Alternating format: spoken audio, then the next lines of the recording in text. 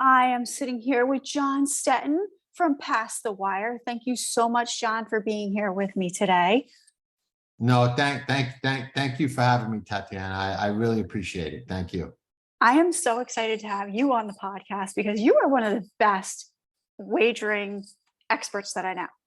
Well, that's kind words and nice of you to say. It's a tough game. I have been successful at it over the years, but I will be the first to admit that I bet much less now than I used to. For a number of reasons, but when I was in my heyday and did it, quote, professionally, I was successful at it, and I did well. Okay, you started very, very young, correct? Yes. Up at Belmont. Yeah, well, it's funny. My mom was at Belmont the day before I was born and was back as soon as about a week after I was born with me, like in a stroller. So, I've been around the racetrack literally my entire life. That's awesome. Now, with being in all of the racing aspects, you're quite a historian with it too. And that goes into seeing how sports gambling is now legalized, because horse gambling has been legal forever. It has been legal forever. It's changed a lot, though. I mean, there was a time when I was a kid going to the racetrack, and that's kind of how I became, a historian and student of the game. On the weekends, I used to love the races so much that, my dad was a mutual clerk and would go to work, and I would ask him, take me with you to work at the racetrack. And we spent every summer at Saratoga. So I was exposed to it. Back then, though, Tatiana, it was so different. You watched, like, if you were at Aqueduct or Belmont or Saratoga, I grew up in New York, that's where you watched. There was no simulcasting. You really, there was no internet, no cell phones. You weren't even allowed to make calls on payphones at the races. They used to lock them up. Okay? Really? Yeah, for bookmakers and whatnot. So you had no idea what was going on at other racetracks during the day. You only knew what was happening at the track that you were at. You were at Aqueduct. You had no idea who was winning in, California or Florida or anywhere else. Right. It changed a lot. And the very first internet wagering site was a site called Ubet, YOUBET, ubet.com, which was the very first one, and that kind of started the ball rolling. And ultimately they became, simulcasting and whatnot and showing other racetracks on the TV. Never had any of that back when. Wow. So you have seen it completely evolve. And yes. You guys started, when did you start Past the Wire? Past the Wire is probably about 7 or 8 years old now. It was a fluky thing. Never intended to do it, never envisioned myself doing it. And if not for it, not the type of person to ever be public, would never be on social media or anything like that. I wound up on social media for an odd reason, believe it or not. But Past the Wire actually started because someone asked me to write a guest column on their website, and I did. And it was popular. People liked it, and a lot of people commented on it. It was about hitting the pick six with Birdstone when he beat Smarty Jones. The pick 56 that day, right? And part of the story, how I was screaming, for Edgar, and afterwards when he won, I was like, yay! And then looked around and was getting the evil eye, like the mean death glare from everybody, because everybody was rooting for Smarty Jones. Oh yeah. And the column was popular, so the guy asked me to do it again. It was Dan Tordman, who had a site called Anonymous Racing back then, and he asked me to do it again. And I started doing it, and I got into the habit of doing it weekly. And ultimately, I told him, I'll do this for you for a couple more weeks, but I'd like to just start my own website. And that grew into I don't know if we can call it a media brand or whatever, but we've got a YouTube channel. We've got writers, we've got photographers, we've got news, features, everything. So it kind of grew into what Past the Wire is today, and wound up becoming a player in the game at whatever level you want to, you want to call it. But, we're in the game, we're out there, we're at all the big events. We've even got somebody at the Saudi Cup, this weekend. So, I mean, we're all over the place. That's awesome. And well, part of the whole game of wagering is getting all of the information that you can get on the horses, on the trainers, on the jockeys, everything to be able to place your bets correctly. I believe that, yes. There are some people that don't, that just bet on a whim or pick numbers or don't, Do that every once in a research. while. But that's not me. I like, what people would call information overload. Give me Yeah. all the information and then let me decide what to do with it or what's relevant and what's not. But I like as much information as I can possibly get. Now, how do you differentiate the good information from the bad information?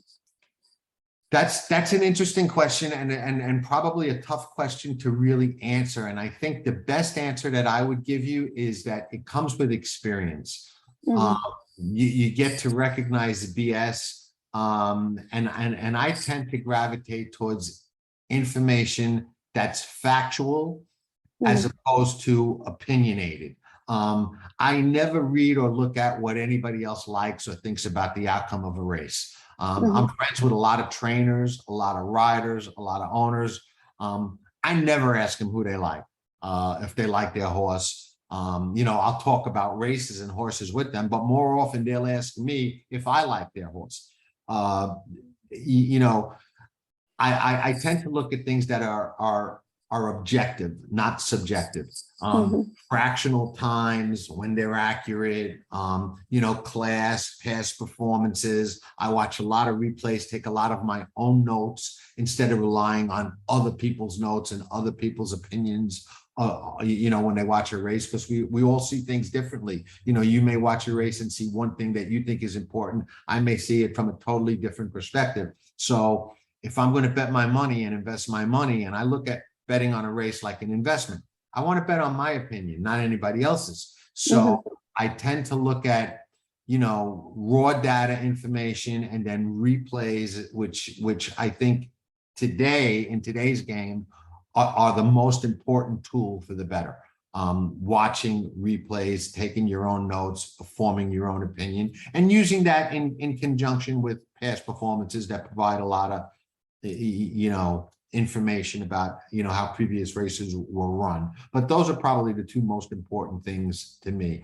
Opinion stuff, when you talk about good and bad information, to me, all opinions are bad because most people don't win. And why do you want information or opinions from people who don't win? Right. Now, you used a really good word there, that it's investing. A lot of people see it as kind of a degenerate sport, that where you go to the track and you see all these wackos out there at times that are screaming their heads off.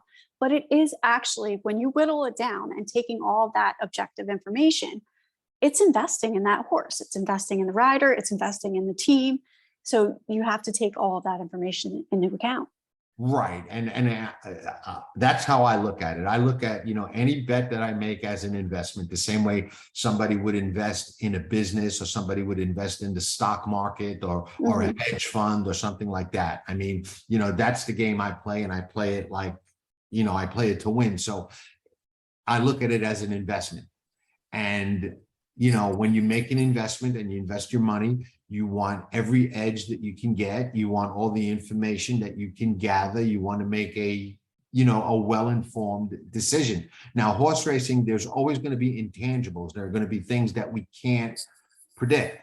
Bad trips, bad rides, just somebody gets left at the gate, somebody gets fouled. There are intangibles, and you factor them in a way that you try and read how a race is going to run. But what negates that, in my opinion, is if you structure your wages to look for a little value, you kind of offset those intangibles to some degree. But they're there in everything. In the stock market, you could have, a hunch on a stock and even have, quote, some inside information. Hey, this company's developing, some technology that I really believe in. I'm going to invest in them, and something falls through, something doesn't happen.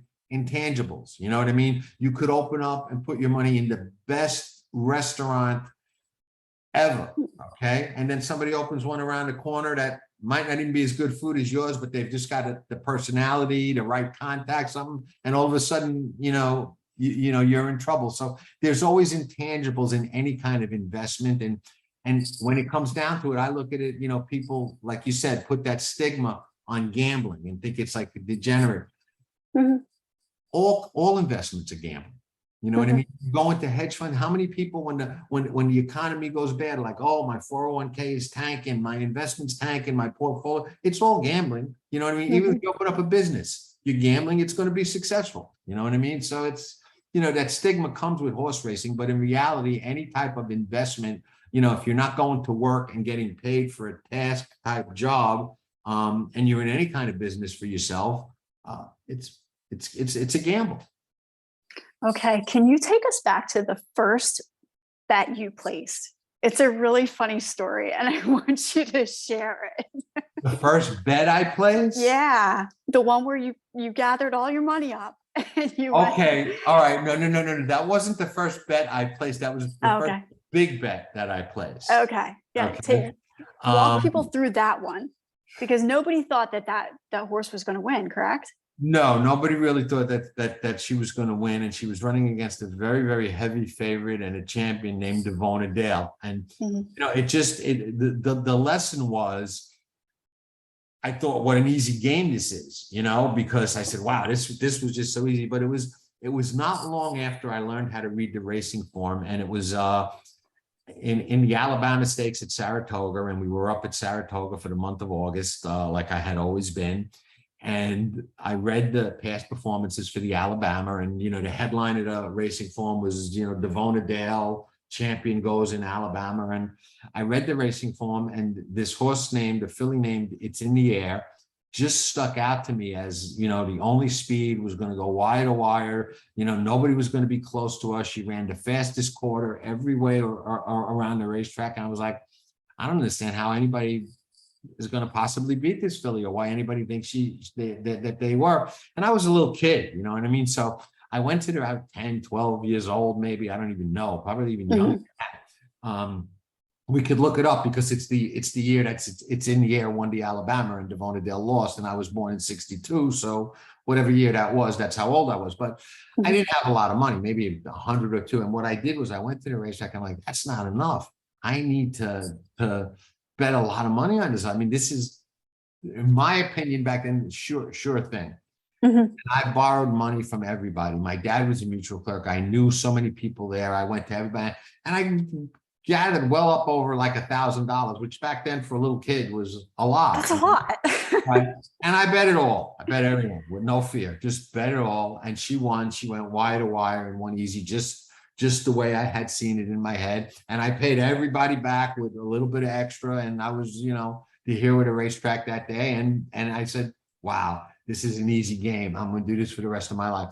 And I did wind up doing it for the rest of my life, but I learned very shortly thereafter it was not an easy game, and they don't all go like that. That was just a perfect storm, and they certainly don't all end that way, because horses will humble everybody. Oh yes, they will. No matter how good you are. So but that was a fun story and a fun win, and I bet everything in my pocket, and that's something that I've done many times in my life. So it's probably something I learned not to be afraid to do at a very young age. Now, how do you feel going from that age, so young, to start wagering, and then seeing the handles grow to, I think there's a statistic in 2021, America's Best Racing said there's $12.2 billion was total wagering. Like, that's massive. It is massive. Okay. I think it's a little deceptive, but it is massive, because the game has changed so much. And I think that the computer assisted CAW players, or the high volume players, as they like to refer to themselves as, and I've consulted for some of those teams, and they call them teams. They're really not teams. They're individuals, but they have people working for them and with them, so they call them teams. But the computer rebate players make up a large percentage of the handle. The industry insiders and executives will admit that they make up about 30% of the handle. But I believe that it's higher than that. I would say it's probably 40% or even higher than that. And if you take those people out of the equation, you've got to kind of reduce those figures down, which are still massive. I mean, they're still massive, and the growth has been massive, and racing has been able to survive for a long, long time.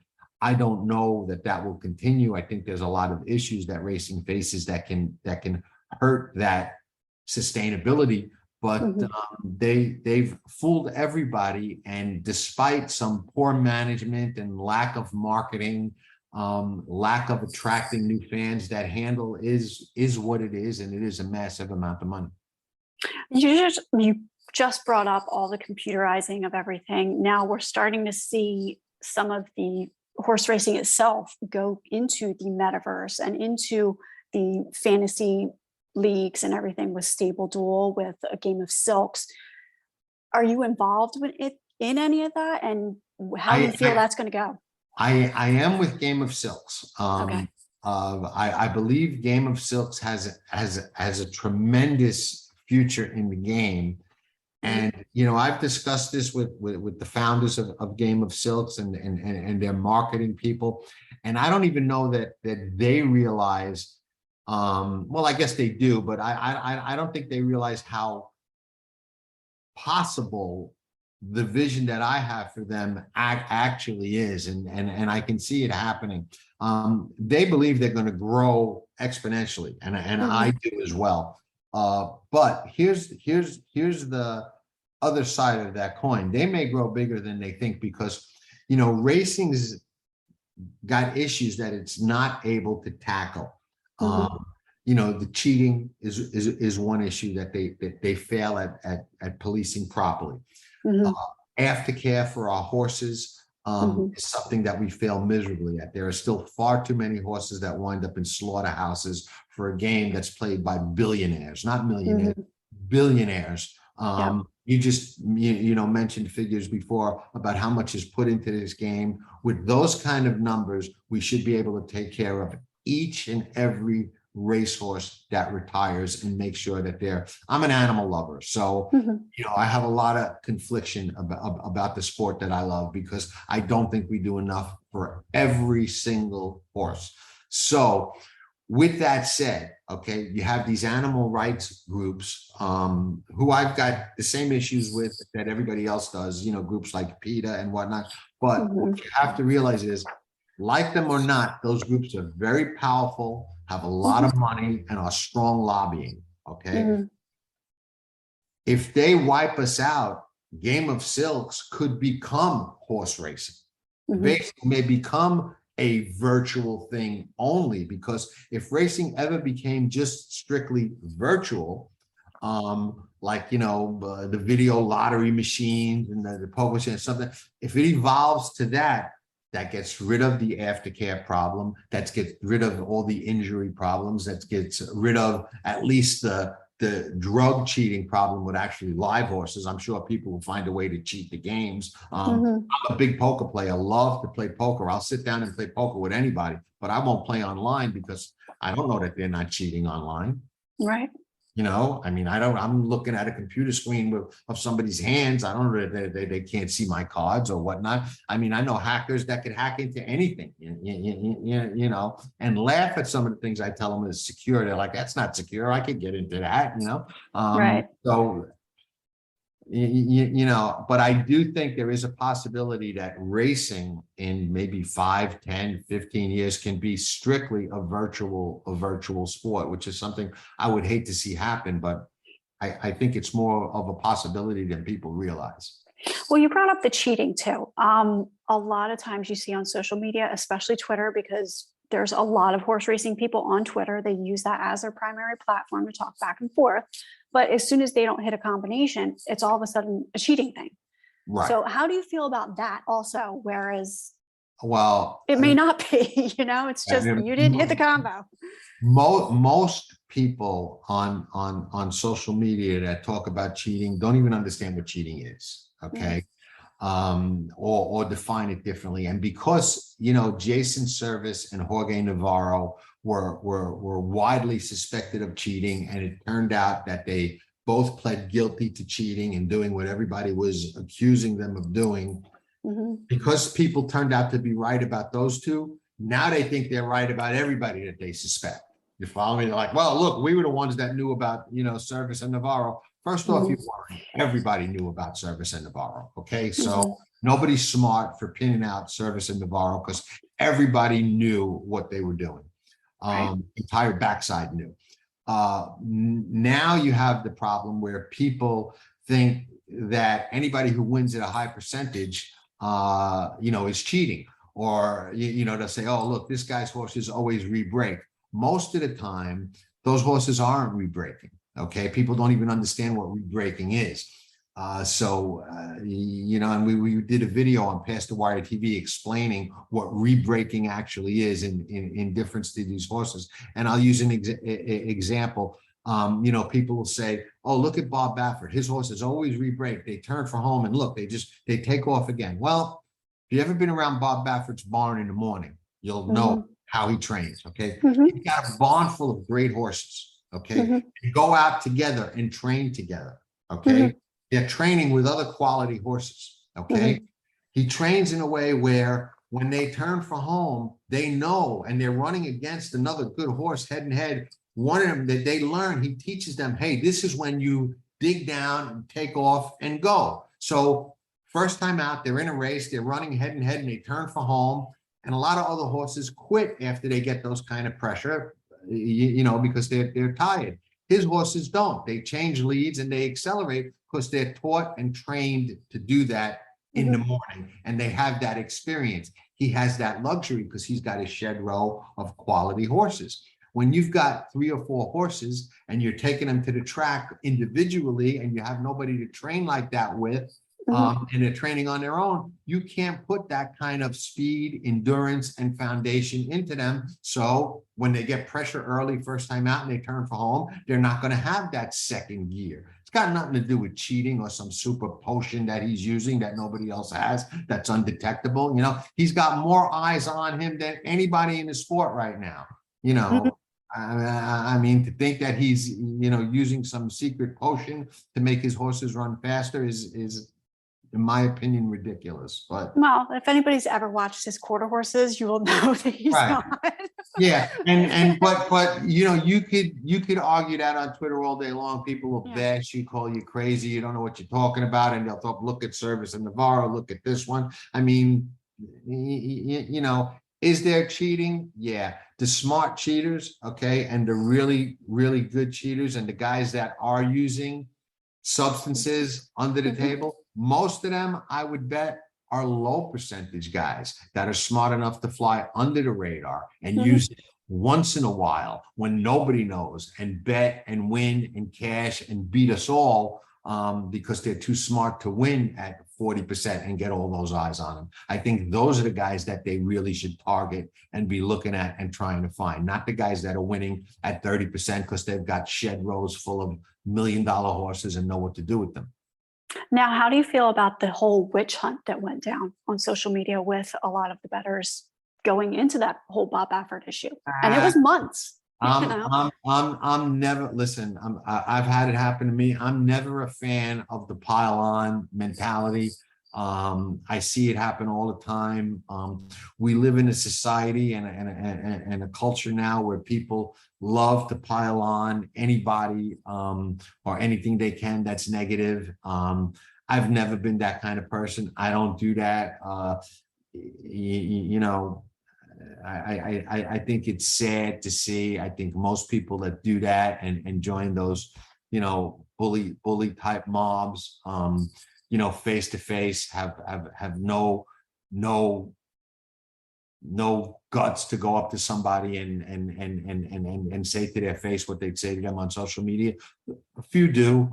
You know, I know there's that one guy, I forget his handle. He attacked Brad Cox at the Breeders' Cup, calling him, oh, you're doing this, you're doing that, and put the video up, and he was yelling at him and whatnot. And Brad just ignored him, but most don't do that. Most, just do it, behind an anonymous keyboard. But, if you know it and it's true and you want to call somebody out, that's one thing. But if you suspect it and you're attacking somebody's livelihood just because, you suspect it or you're part of a mob, I've never been a fan of that. Okay.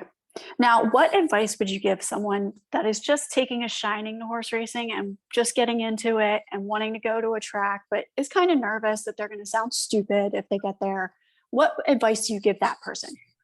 Start slow and don't be intimidated. It's a complicated game. It is a skill game. It's a complicated game. Just take it slow, have some fun. I would always encourage somebody, start with simple type of wagers. Just try and pick who you think is going to win. Bet to win. Don't worry about exactas, triples, pick fours, pick fives, pick sixes, all these crazy bets that are harder to understand. Try and pick a couple of winners, bet to win, go through the day, enjoy it, root for your horses, and slowly learn and progress, then move on to another type of bet and another type of bet. Don't try and, become an expert in one day at the races. You know what I mean? Enjoy the sport, enjoy the atmosphere, enjoy the competition, enjoy trying to pick a winner as opposed to trying to, hit all these crazy type of bets and make that lifetime score the first time you go to the races, because odds are it won't happen. If you want to do that, buy a lottery ticket. So I would advise, take it slow, enjoy the game, and don't try and learn everything the first time you go to the race. Okay, now each different track has kind of their little click that goes there and everything. Which track would you suggest someone start going to? I would suggest, to me, they've all gotten a lot more commercial than they used to be. But Saratoga, great place to go for the first time. Keeneland, great place to go for the first time. Santa Anita or Del Mar, both great places to go for the first time. So if in any way, shape, or form you could make one of those racetracks your first experience, odds are you're going to have a good time, a good experience, and a lot of fun. And I would even throw Oaklawn Park into the mix, because Oaklawn Park is a very interesting atmosphere. I always call it, and I probably shouldn't call it this anymore, I always call it the poor man's Saratoga. But that town, very similar to Saratoga, revolves around horse racing. But it's not poor anymore. They've really built it up and done a heck of a job with it. But those 5 tracks, I would say Saratoga, Keeneland, Santa Anita, Del Mar, or Oaklawn Park, you're probably going to have a good time and enjoy the races. You just brought up commercialization of the tracks themselves. Now, we've lost a couple tracks in the past few years, the Hollywood Park, the Arlington, but you brought this back to they're commercializing it and maybe taking it back towards the Rat Pack days, where there's restaurants there and there's things to do right there. And in Gulfstream, there's a whole shopping area right outside of Gulfstream. Right. So how do you feel that that's going to now cater to the horse player? I don't think it does. I think it's really? I think it's a mistake for them in the long run. One of the things I think that racing has always done wrong is they never really recognize who their customer is, and I can give you such, funny examples. The bottom line is the customer of the racetrack is the gambler, is the bettor. Okay. That's who's putting the money into the pools. That's what's making the game go around. Owners and bettors are the only 2 groups that put money into the sport. Everybody else taking money out of the sport. So you have to do things that cater to the bettor. Okay. And I look at myself, because I was a professional bettor for a long time. I don't want to hear concerts. I don't want to hear music. I don't want to be distracted. I'm not going there to shop. I'm not going there to socialize. When I used to bet professionally, I used to sit at my table. I would tell my dad, who I used to go with all the time, or my brother, don't invite nobody to the table. I don't want nobody coming over. I don't want to talk to nobody. I got my game face on. I'm here to make money. I want to focus. If you want to socialize, go somewhere else. Right.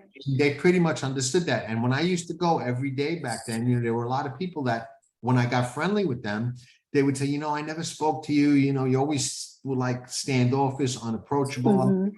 It's because it was business to me. I wasn't there to Mhm. socialize. I wasn't there to have fun. I wasn't there to talk to people. I was there to make money. And I think that, you know, in back in the day when the racetracks were crowded, which today they're not. You go to, you know, most racetracks during the week and you could shoot a cannon in the grandstand and not hit anybody. You know, it didn't used to Right. be that way. There was always crowds there. You know, now even on the weekends, if it's not a big day, you don't have crowds. Right. So I think part of it is that commercialization, trying to price it like a sporting event. Yeah, people do bet on football, but most of the people that go to a football game are going to watch the game. They're paying to watch the game. They're paying high amounts of money for a hot dog and beer because it's a sporting event. Trying Right. to turn racing into that, no, people are going there, they're betting their money. They don't want to pay a lot of money for food and this and that. You know what I'm saying? They want to focus on betting. You know, when I used to go before the commercialization era took over, Gulfstream used to give me the same table right on the finish line in the 10 palms, never gave me a check. Or Mhm. whatever I want. If I invited a couple of people on a weekend or a big day, didn't matter. You know, now those days are gone. They don't comp anybody like that anymore. You know, now you got to have a card. They watch every dollar you bet, similar to Vegas. You know, I used to go to Vegas, you get comped everything. Now, if you don't have a card where they clock how much you bet, you know, it's all corporate and commercialized. And I think gamblers, it's tough to do that too. I think you lose a lot when you do that, especially the horse players. I mean, I know a lot of people that love to go to the racetrack that'll say, you know, Breeders' Cup, Kentucky Derby, Pegasus. I'd love to go on those days, but it's just so expensive. I won't go, you know? Mhm. And they price it out of the range of their everyday hardcore customers. And I think that's a mistake. Okay. Now, doing this full time and like a lot is what you just mentioned, the people that just want to come to the stakes races, they only want to come to the big events and everything. How do you pull them back in into that full-time aspect to make them realize, hey, these horses run every day to get to those big races? That's how you get to know everything. This is a full-time job. I think it's a tall task, Tatiana. I think it really is at this point. But I think, you know, because we're moving to such a digital age where you can bet by phone and not have to Mhm. go to the racetrack. And I remember when Naira first introduced what they called back then the SAM machines. Okay, Mhm. SAM machines were the machines that you could go bet without going up to a teller at the window, like my dad was a mutual clerk. And Mhm. the mutual clerks back then fought against them because they were worried about their jobs. They're like, hey, eventually these machines will replace us, you know? Mhm. And I remember them talking and my dad talking about it's not these machines we have to worry about. It's what happens after these machines that we have to worry about. And he's right, because that evolved into apps where you can bet on the phone. And Mhm. they used to have 200 mutual clerks at a racetrack. Now they've got 20, Mhm. you know, because even if you're at the racetrack, I do it myself. When I'm at the racetrack, I don't go to the teller. I bet on my phone, on my app, you know, Mhm. and they give you rebates and rewards for betting on your app because that they won't give you if you go bet the same amount of money at the window. So they're encouraging that. So they're not really encouraging people to go to the races, you know. Admission should be free, parking should be free, programs, past performances, things of that nature should be free. Uh, Mhm. you know, if you're betting a decent amount of money, you should be able to sit for free, not have to buy a reserved seat. They should give Mhm. you lunch. You know, people are betting their money and gambling their money. Uh, Mhm. you know, I grew up as a kid dealing poker in what they used to call Las Vegas nights, which is like illegal clubs, Mhm. where they used to never charge anybody to come in. Everybody got a free lunch. There was no Uber back then, but anybody needed a ride. We had cars to take them home, take them this, that, late at night, free drinks, free lunch, free, well, not lunch, it was middle of the night, but free sandwiches, whatever they wanted. And they were packed. Everybody, you know, we were turning people away. You know what I mean? Mhm. You don't see that at the racetrack now. Lunch is expensive, you know, and you drive gamblers away. If you've got a guy that's got $50 to go to the races for the day, okay, Mhm. and it's going to cost him $30 of that $50 to park, get a seat, get a program, have a cup of coffee and a sandwich, leaves him with $20 to bet. What's he going to do? He's going to stay Mhm. home and bet the 50 on his phone. He's not going Mhm. to go. So, you know, you're losing that guy. You're losing that fan, and you know you're watching races with empty grandstands, and we see it every day. If you watch the races, you know there's just nobody there. That's such a shame because, going and I think the best part of why I always go to the races is the connection of the people that I I meet. I, You get I to meet the agree. owners, you get to meet the trainers, and it's one of the most accessible sports out there. You get to I meet I everybody. I agree, and let me tell you, you see it everywhere. Saratoga is probably one of the most looked forward to prestigious meets in the country that's left. Definitely. Okay. I used to go every year. I haven't gone in two or 3 years, but 2 or 3 years ago, the last time I was there, during the week, it was empty. Okay. When I used to go as a kid, it was never empty. Okay. Yeah. I took a video the Sunday after the Travers. Okay. Now it always quieted down after the Travers, but the last time I was there, I took a video on my phone. It was 5 minutes to post to the first race. Okay. Mm. And I was standing at the bottom of the escalator leads out to the paddock and leads into the grandstand. And there was not a soul around. The band was playing. There was nobody watching them. The Mm. bays, there was nobody online. You could walk up to any window and make a bet 5 minutes before the first race. And I just took a video with my phone and panned around and said, this is Saratoga, the day after the Travers. You never saw this. Okay. Yeah.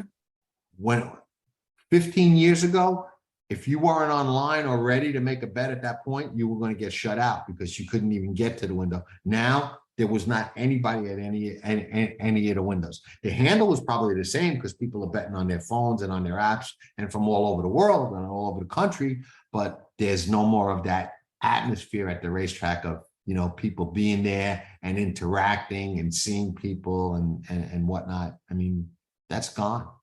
Oh, that's such a shame, except for those really big race days where, Right, everything exactly. is going on. Exactly. And I'm guilty of it myself because now I only go on the big days. Like I live in Florida now, so I go on Pegasus, Fountain of Youth, Florida Derby, and I used to go every day. I mean, I Mhm. didn't miss a day at the races for 30, 40 years, maybe. I mean, I went every day.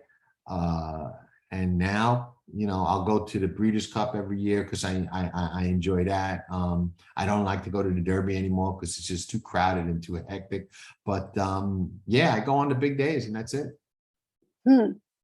Well, tell us a little bit more about your class that you guys are running on Pass the Wire, or Well, what's it's going not on. really a class. We do a couple of times a year for the big Uh-huh. days. We do one for the Derby and the Breeders' Cup. We do a seminar uh, Okay. where we go through a lot. It's a lot of work. We'll go through the key races on Kentucky Oaks Day, Kentucky Derby Day. We'll talk about who's a contender and why, who's a pretender and why. Okay. How we think the races are going to shape up. I'll give my opinion on who I like and who I'm going to bet on, or who I don't like and who I'm going to bet against and why. Hmm. And it's not really something that you would come on because you're gonna bet my picks. You certainly can do that Hmm. if you want, but it's something that you're gonna walk away from and have a much better understanding of how the races are likely to be run. Hmm. um, and have some good strategies and good approaches that can put yourself in a position to maybe make a score. So it really kind of helps you show up as prepared as the pros are. When is this seminar? It's the Thursday before the Kentucky Oaks. So I want to say this year the Derby is the 6th, so May 4th.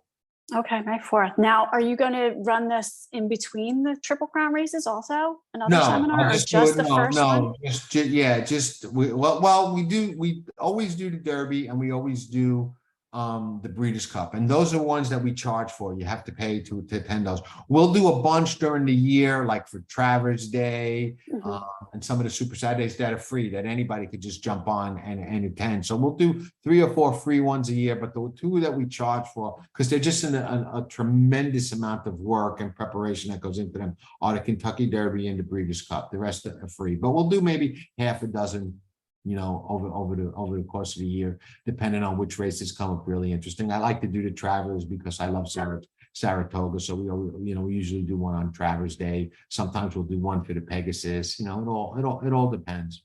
Okay, now how does somebody get signed up for the seminar? On pastthewire.com, there's always an advertisement to it or a link to it, and we'll tweet it out a lot. We have people that do our social media that tweet out our articles and our links to that a lot. So if you follow Past the Wire on Twitter or on Facebook, or just go to pastthewire.com, it's easy to find. You'll always find a link to it or an advertisement to it somewhere, and if you click on that, it'll tell you everything to expect, and it's usually a lot of fun. I have a lot of people that are the same people that have attended for years, made some big scores.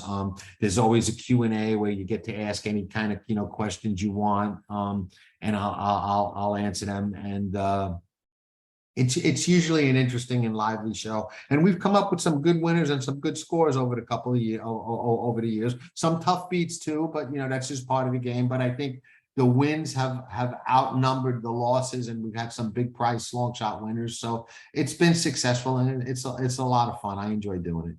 Oh, I've seen a lot of people on social media tweeting at you that they've scored big. So yeah, no, we've had some success, and it's funny at this point in my life. When I was playing for a living, Tatiana, I'll be honest, I never told anybody who I liked, and I wouldn't. I just wouldn't. Now I probably get as much enjoyment from somebody telling me, "Hey, thanks a lot, I made a score, or I won because of something you said," as I do when I win myself.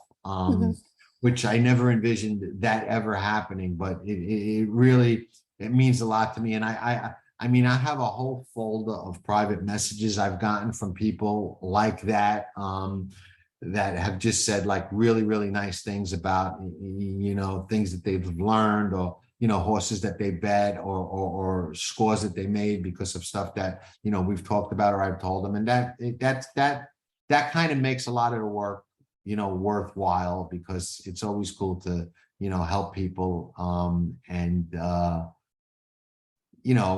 get people more into the game and into the sport, and realize that there is a good side of it. And it can be, if approached properly, it can be a very lucrative game to play.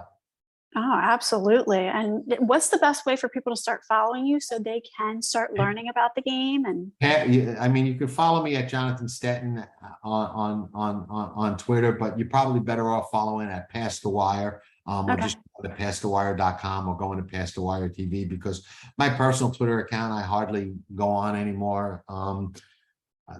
Little as possible, and if I do, it's just to say something and then get off. But Past the Wire, we tweet out a lot of our articles, and links to a lot of the articles, and links to a lot of our YouTube videos. There are a lot of our YouTube videos that are really informative. There's one about pace handicapping, and replays, and different ones like that if somebody's really trying to learn the game, and those are all free, anybody could watch them.